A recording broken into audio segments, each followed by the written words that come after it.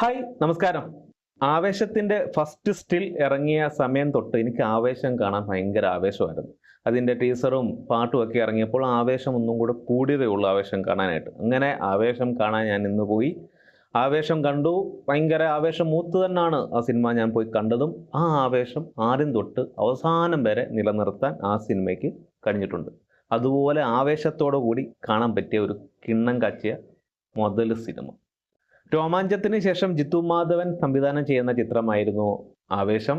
എന്തൊക്കെ പറഞ്ഞാലും കിടുക്കൻ, നമുക്കൊരു ആവേശം കൊള്ളിപ്പിക്കുന്ന സിനിമ തന്നെ എന്ന് പറയാം. ഒരു തിയേറ്ററിൽ പോയി ഇരുന്ന് കണ്ട് വളരെ ആവേശത്തോടു കൂടി കൈവടിച്ച് ചിരിച്ച് ഒരു എൻ്റർടൈൻ ചെയ്യിപ്പിക്കാൻ പറ്റിയ ഒരു സിനിമ.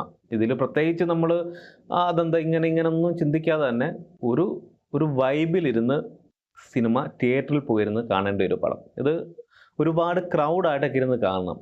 പ്രത്യേകിച്ച് യൂത്ത് പിള്ളേരുടെ കൂടെ ഒക്കെ ഇരുന്ന് കാണാൻ പറ്റിയ നമ്മൾ തന്നെ എൻജോയ് ചെയ്ത് കാണാൻ പറ്റിയ ഒരു കിടുക്കൻ പടമായിട്ടാണ് എനിക്ക് തോന്നിയത്. ഇതിൽ ഫഹദ് ഫാസിൽ എന്താ പറയുക, അങ്ങ് അഴിച്ചു വിട്ടിരിക്കുകയാണ് പുള്ളിയെ.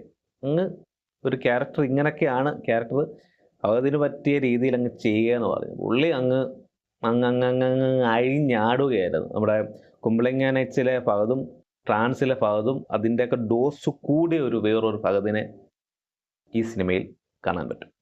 അതുപോലെ ഗംഭീരമായിട്ടാണ് ഫഹദാണ് ഈ സിനിമയിലെ ആവേശം.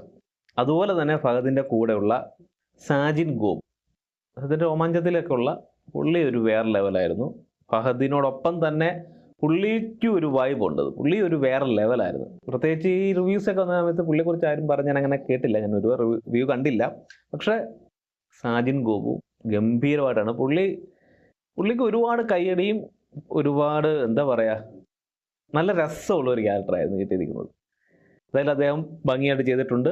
അതുപോലെ സുഷിൻ ശ്യാം, മ്യൂസിക്, BGM, പാട്ട് എല്ലാം വേറെ ലെവല്.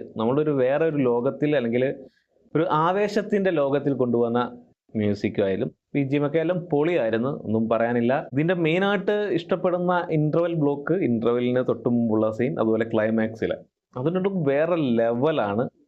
ഇതിൽ പലരും പറഞ്ഞ് കേട്ട് വരുന്നത് സെക്കൻഡ് ഹാഫൊക്കെ കുറച്ച് ലാഗൊക്കെയാണ്. ഇവിടെ ഒരു ലാഗുമില്ല. നമ്മൾ ആദ്യം തൊട്ട് അവസാനം വരെ ഒരു വേറൊരു വൈബിൽ, നല്ലൊരു കിടുക്കൻ വൈബിൽ ഇങ്ങനെ കാണാൻ പറ്റിയ ഒരു ഗംഭീരമായ സിനിമ. ഇത് OTTയിൽ വന്നു കഴിഞ്ഞാൽ ചിലപ്പം പലർക്കും ഇഷ്ടപ്പെടാതിരിക്കാം. കാരണം ഇത് ആൾക്കാർ ക്രൗഡായിട്ട് ഇരുന്ന് തിയേറ്ററിൽ പോയിരുന്ന് നല്ല സൗണ്ടോട് കൂടി കാണാൻ പറ്റിയ ഒരു കിടുക്കാച്ചി ഒരു പടം. ഇത് രോമാഞ്ചത്തെ അപേക്ഷിച്ച് നോക്കുമ്പോൾ ഇതിൽ രോമാഞ്ചത്തിന് ഒരു എനർജി ലെവൽ കുറവായിരുന്നു. പക്ഷേ ഇതിനകത്ത് എനർജി ഹൈ വോൾട്ടേജിൽ കൊടുത്ത് ഒരു രക്ഷയില്ലാത്ത രീതിയിലാണ് ഫഹദിനകത്ത് അഴിഞ്ഞാടിയിരിക്കുന്നത്. എന്തായാലും ഈ ചിത്രം ഞാൻ പറഞ്ഞില്ലേ, എല്ലാവരും തിയേറ്ററിൽ പോയി കാണണം. അതും ക്രൗഡ് എല്ലാം, ഈ തിയേറ്റർ ഫുൾ നിറഞ്ഞ് കയ്യടിയോടുകൂടിയ സിനിമ കാണുമ്പോൾ കിട്ടുന്ന ഒരു രോമാഞ്ചമുണ്ട്. അത് മിസ്സാക്കാതെ നിങ്ങൾ വേഗം തന്നെ തിയേറ്ററിൽ പോയി കാണുക. എന്തായാലും ടിക്കറ്റ് എടുത്ത് നമ്മൾ കാശിന് മുതലാവുന്ന രീതിയിൽ പടമുണ്ട്. ധൈര്യമായിട്ട് ടിക്കറ്റ് എടുക്കാൻ പറ്റും. നമുക്ക് പോയി എനർജിക്കായിട്ട് വേറൊരു വൈബിൽ ഈ സിനിമ കണ്ട് തിരിച്ചിറങ്ങി വരാൻ പറ്റും.